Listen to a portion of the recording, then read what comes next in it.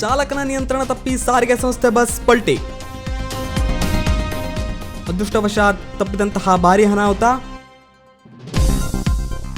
ಸಿದ್ದಾಪುರ ತಾಲೂಕಿನ ಗೋಳುಗೋಡಿನಲ್ಲಿ ನಡೆದಂತಹ ಘಟನೆ. ಸಾಗರದಿಂದ ಸಿದ್ದಾಪುರಕ್ಕೆ ಬರುತ್ತಿದ್ದಂತಹ ಬಸ್ ಇದಾಗಿತ್ತು.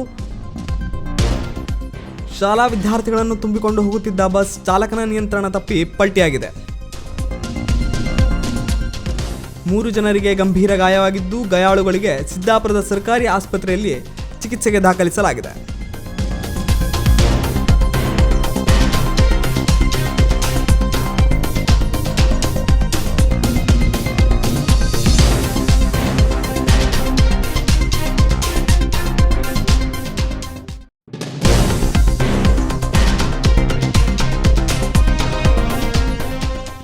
ವೀಕ್ಷಕ ಮಹಾಪ್ರಭುಗಳೇ, ನಮ್ಮ ಚಾನಲ್ ಅನ್ನು ಸಬ್ಸ್ಕ್ರೈಬ್ ಮಾಡಿ, ಶೇರ್ ಮಾಡಿ, ಪ್ರೋತ್ಸಾಹಿಸಿ.